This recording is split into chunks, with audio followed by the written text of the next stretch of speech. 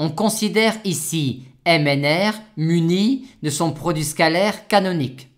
Dans le petit a, montrer que le groupe orthogonal ONR est une partie compacte de MNR est une question classique. Dans le petit b, on nous demande de déterminer l'orthogonale du sous-espace vectoriel de MNR constitué des matrices symétriques réelles quand on munit MNR de son produit scalaire canonique.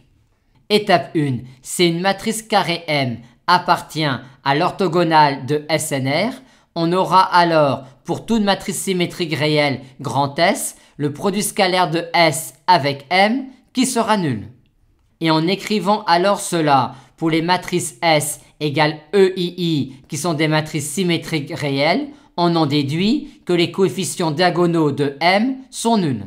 Maintenant, si on écrit cela pour les matrices EIJ plus EJI pour I différent de J, on obtient alors que pour I différent de J, MIJ égale moins MJI. Et donc finalement, pour tout couple IJ, MIJ égale moins MJI. Par conséquent, M est une matrice antisymétrique.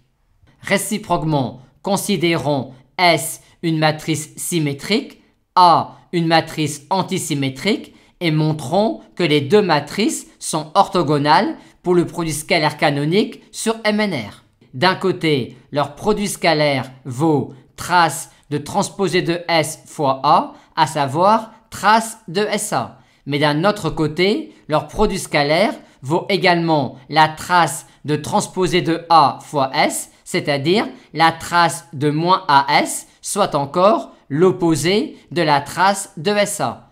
On en conclut donc que le produit scalaire SA est nul. Dans le petit c, on nous demande de justifier que cette application-là de MNR dans R est différenciable en 0 et d'exprimer la différentielle de f en 0.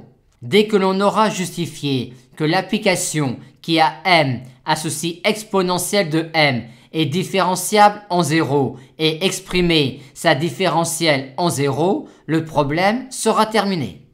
Et pour montrer que M donne exponentielle M est différenciable en 0 et déterminer sa différentielle en 0, on va s'inspirer du fait que pour une somme de séries entières, on obtient son développement limité en 0 en tronquant la somme de la série entière.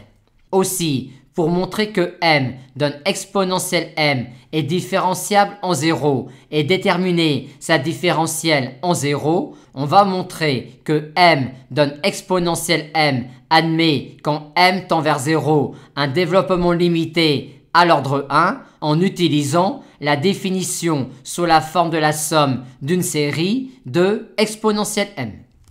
Ainsi, exponentielle M égale IN, qui est la valeur de l'exponentielle en la matrice nulle, plus M fois cette matrice-là. Aussi, si on montre que cette matrice-là tend vers la matrice nulle quand M tend vers la matrice nulle, on aura alors ici le développement limité en la matrice nulle à l'ordre 1 de M donne exponentielle M. Et maintenant, pour montrer que cette matrice-là tend vers la matrice nulle quand la matrice M tend vers la matrice nulle, on va montrer que cette application-là, qui va de MNR dans MNR, est continue sur MNR.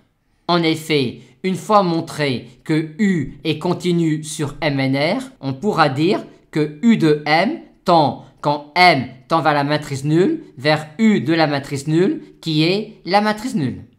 Et pour montrer que U est continu sur MNR, on applique classiquement le théorème sur la continuité de la somme d'une série de fonctions. Et dans ce cadre-là, on utilise sur MNR une norme subordonnée à une norme donnée sur MN1R. Conclusion, cette application-là est différenciable en la matrice nulle et la différentielle de R en la matrice nulle est l'application linéaire de MNR dans MNR qui a H associe H. Aussi, F est différenciable en la matrice nulle et la différentielle de F en la matrice nulle est l'application linéaire de MNR dans R qui a une matrice carré H, lui associe ce réel-là.